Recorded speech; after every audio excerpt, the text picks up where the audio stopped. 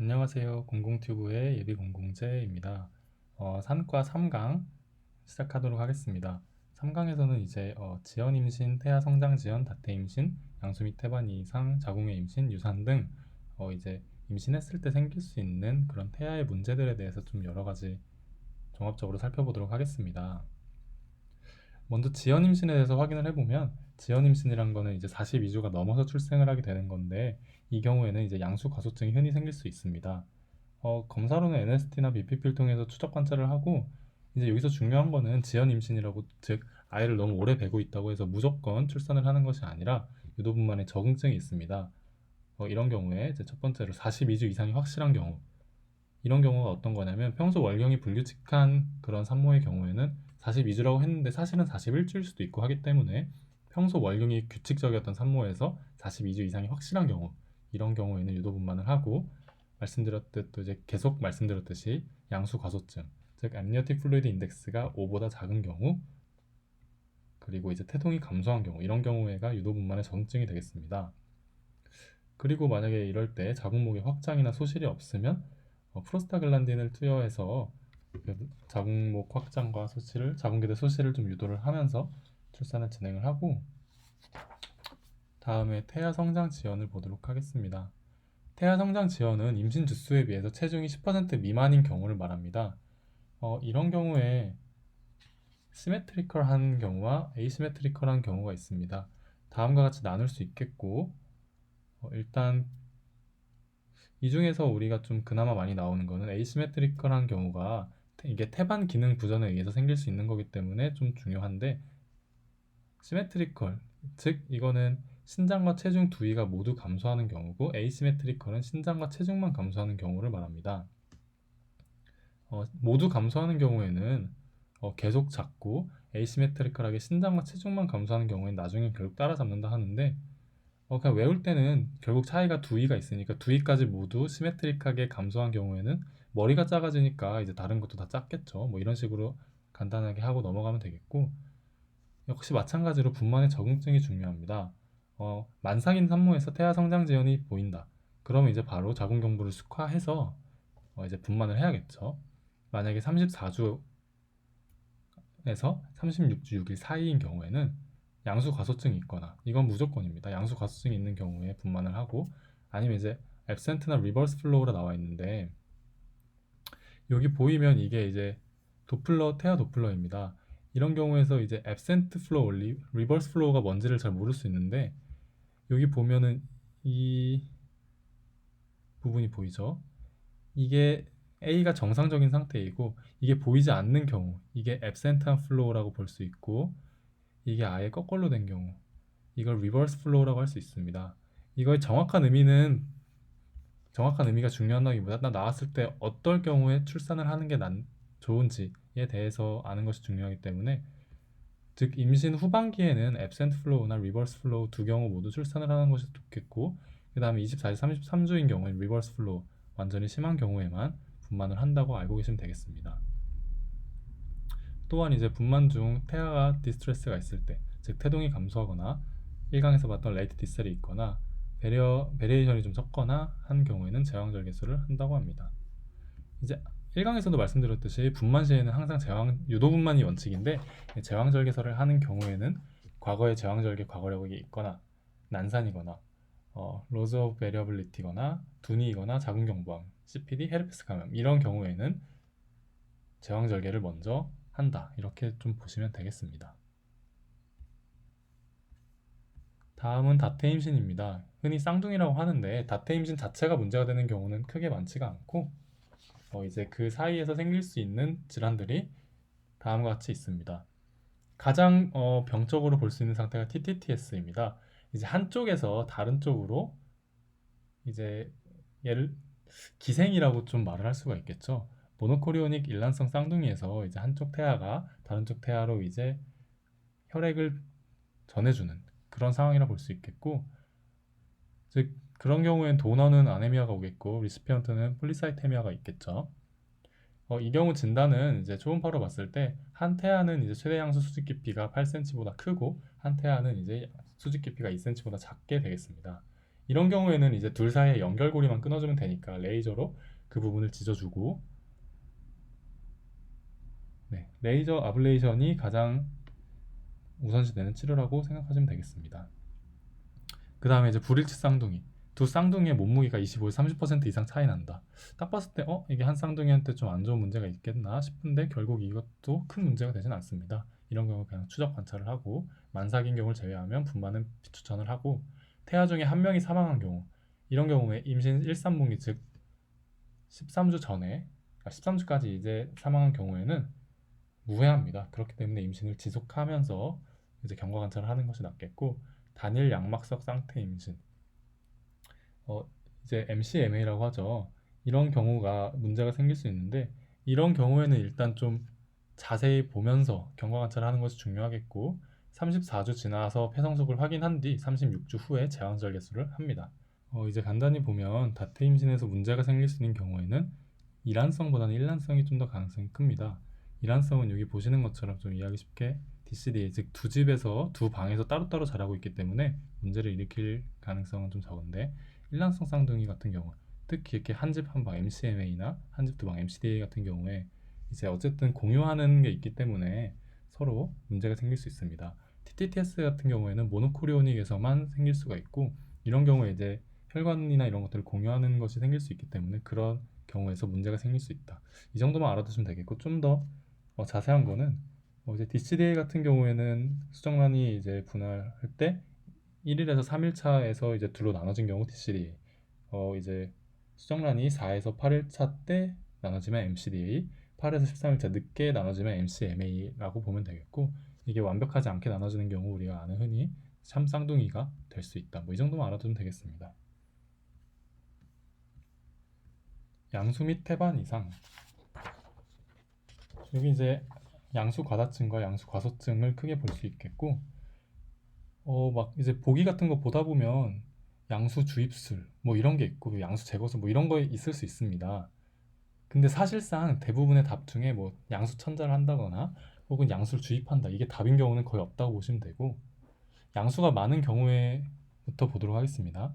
양수 과다증은 이제 양수 지수가 24cm보다 큰 경우, 단일 최대 양수 깊이가 8cm보다 큰 경우인데, 이런 경우에는 그냥 증상이 없으면 대부분 경과 관찰합니다. 크게 문제가 되는 경우는 없을 수 있고, 이제 이건 산모에게 약간 호흡곤란이나 부종이 있을 수 있기 때문에 산모에 문제가 있을 경우에만 양수 천자를 합니다. 일반적으로는 경과 관찰한다 보시면 되겠고, 실제 기출로도 경과 관찰을 하는 경우가 많이 나왔습니다. 양수 과소증 5cm보다 작은 경우, 양수 과소증은 일단은 분만을 먼저라고 생각하시면 되겠습니다. 왜냐하면 양수 과소인 경우는 대부분 태아 상태가 안 괜찮기 때문에, 양수가 암니오틱 플루이드가 인덱스가 5cm보다 작은 경우에는 그냥 무조건 거의 출산한다 이렇게 보셔도 한 뭐 8, 90%는 맞다고 볼 수 있는데, 이제 만약에 이 중에 양수가 적더라도 태아 상태가 괜찮으면, 특히 36주 미만이라면 좀 더 경과를 관찰한다, 이런 것도 많이 나왔다고 누누이 말씀드렸습니다. 다음 탯줄 이상인데, 전치 혈관이라는 것도 있습니다. 이런 경우 태아 혈관이 이 앞에 있는 경우인데, 이런 경우에는 만약에 양막이 터지면 이 태아 혈관도 같이 터지게 되겠죠. 그렇기 때문에 분만 시 질식 분만을 하는 것이 아닌 제왕절개를 이렇게 같이 꺼내야 되겠습니다. 다음은 자궁의 임신인데, 이게 되게 쉽지가 않습니다. 옆에 보면 막 밑에 이런 것도 이렇게 써 있고 해서, 이게 이제 교과서에 있는 플로우 차트인데 사실 되게 보기가 쉽지가 않죠. 그래서 좀 간단히 이렇게 플로우 차트를 저 나름대로 정리를 해봤습니다. 일단 자궁의 임신이란 거는 말 그대로 자궁이 아닌 부분, 즉 나팔관이나 이런 데에 임신이 된 거를 자궁의 임신이라고 하는데, 이런 경우에 이제 과거에 PID가 있었거나, 이건 부인과 때 다시 말하겠지만 골반 내 감염이 있었거나, 난관 임신 과거력, 난관 수술 과거력, IUD라고 해서 이제 골반의 장치를 사용한 경우 자궁의 임신이 자주 사용할 수 있고, 통증은 이제 원래 있어야 될 때 수정란이 착상한 게 아니라 뭐 나팔관이나 이런 난관 임신되면 공간이 충분하지 않기 때문에 그 태아가 신경을 압박해서 통증이 있을 수 있고, 어쨌든 임신이기 때문에 무월경 그리고 출혈이 있을 수 있습니다. 지금 진찰 같은 경우에는 이렇게 나와 있지만, 이거 진찰 뭐로 진단하냐 이런 게 중요하지 않고 어떻게 해석하냐가 중요한데, 그래서 그거에 따라 복강경으로 치료할 수도 있고 뭐 약물로 치료할 수도 있는데, 이건 밑에 표를 보면서 한번 보도록 하겠습니다. 일단 첫 번째로 자궁의 임신을 의심을 할 수 있어야 되는데 의심하는 과정이 이제 소변의 HCG 양성. 대부분 이런 경우 우리는 임신이라고 생각을 하죠. 근데 복통과 질출혈이 동반되면 아 이건 자궁의 임신일 수 있겠구나 하고 의심을 합니다. 이 과정에서 만약에 바이탈 사인이 불안정하면 뭐 혈압이 뭐 한 80에 50이다 뭐 이렇게 불안정한 경우 자궁의 임신의 파열을 바로 의심해서 이런 경우에는 응급이기 때문에 바로 복강경 수술을 합니다. 그러고 이제 혈액학적으로 바이탈 사인이 좀 안정하면 질식 초음파를 통해서 이제 쥐싹을 찾습니다. 임신이 돼 있는지 먼저 찾고 만약에 이제 자궁 외에서 쥐싹이 확인된 경우 즉 이런 경우에 그냥 바로 자궁의 임신이라고 할 수 있겠죠. 만약에 자궁 외에서 쥐싹이 확인이 안 되는 경우 이런 경우는 이제 혈청 HCG를 정량합니다. 이 과정에서 이제 자궁 외의 쥐싹을 확인할 때 자궁 내의 쥐싹도 보면서 이렇게 나눌 수 있겠고 그 다음에 HCG의 양에 따라서 다음과 같이 나눌 수 있겠습니다.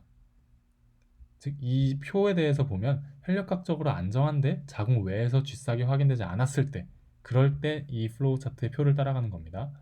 그런 경우에 만약에 자궁 내에 쥐싹이 있고 HCG가 1500에서 2000보다 많다. 이런 경우에는 정상 자궁 내 임신이라고 보면 되겠죠. 자궁 내에 이제 수정란도 보이고 HCG가 높은 경우는 자궁 내 임신이다. 반면에 이제 자궁 내에서도 쥐싹이 안 보이고 HCG가 작은 경우에 이거는 이제 HCG에 따라서 바뀔 수 있기 때문에 48시간 후 혈청 HCG를 다시 검사해서 이게 감소하는 추세면 유산이고 이게 증가하거나 이렇게 플래투한 즉 평평한 형태인 경우에는 자궁의 임신이거나 자연 유산일 수 있기 때문에 이제 DNC로 감별 진단을 합니다.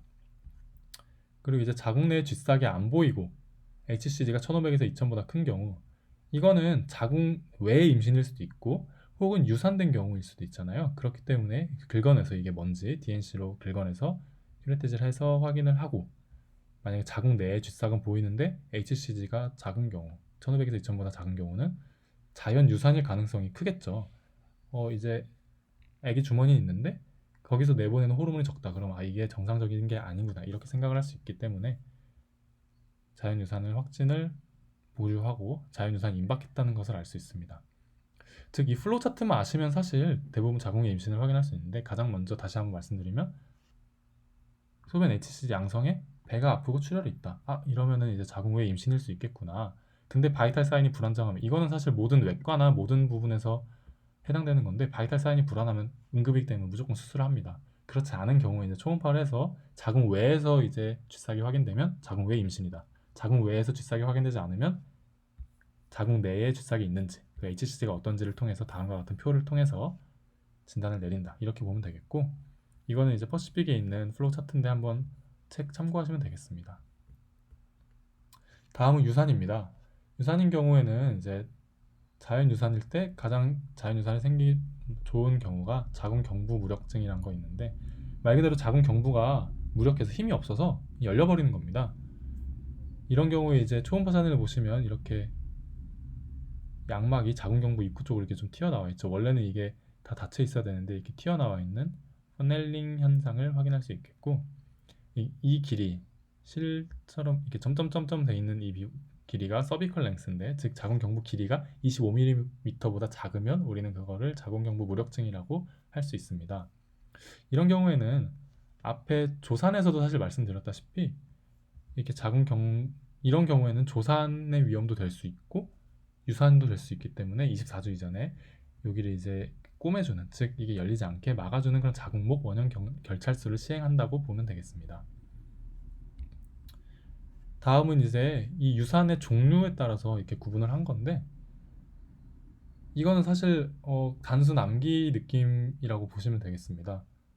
시간대별로 나눠보시면 이렇게 10주와 20주를 기준으로 10주 전에는 완전 유산, 10주 이후에는 불완전 유산, 20주 전에는 절방 유산, 불가피 유산, 반복 자연 유산 이렇게 나눌 수가 있겠고 각각에 대해서 좀 보시면 절방 유산은 임신 20주 이전에 자궁 경부가 닫힌 상태에서 질 분비물 또는 질출혈이 있는 경우, 즉 유산이 절박한 경우죠. 이런 경우에 일단은 자궁 경부가 닫혀 있기 때문에 경과 관찰을 하면서 통증이 있는 경우 치료해주고 불가피 유산 이제 피할 수 없는 거죠. 거스를 수 없는 거야. 이런 경우에는 어떻게 돼야 되냐면 자궁이 아예 열려버리면 이거는 다시 뭐 닫거나 할 수가 없으니까 불가피하다 이렇게 보면 되는 거고 이런 경우에는 유산을 피할 수 없는 거니까 자궁을 그냥 비워줍니다. 되게 슬픈 상황이죠. 불완전 유산은 10주 이후의 유산인데 사실 여기서부터는 크게 중요한 건 아니고 내신에서나 이럴 때 중요할 수 있기 때문에 네. 여기서 좀 볼만한 거는 반복 자연유산 같은 경우엔 나중에 류마티스에서 뭐 항인 지질 증후군 뭐 이런 경우에 반복 자연유산이 생길 수 있기 때문에 그때와 좀 연관해서 생각을 해보시면 되겠고, 이제 정리한 것처럼 임신 초기에 질출혈을 주소로 내원한 경우에 초음파로 태아 상태를 확인하고 HCG 팔로업으로 태아가 사망했는지, 이제 엑토픽 프레그넌시인지 H몰인지 이거를 감별하는 것이 중요하겠습니다. 네, 오늘은 여기까지 하도록 하겠고 다음은 임신 고혈압부터 하도록 하겠습니다. 구독, 좋아요 부탁드리고 좋은 명절 보내세요.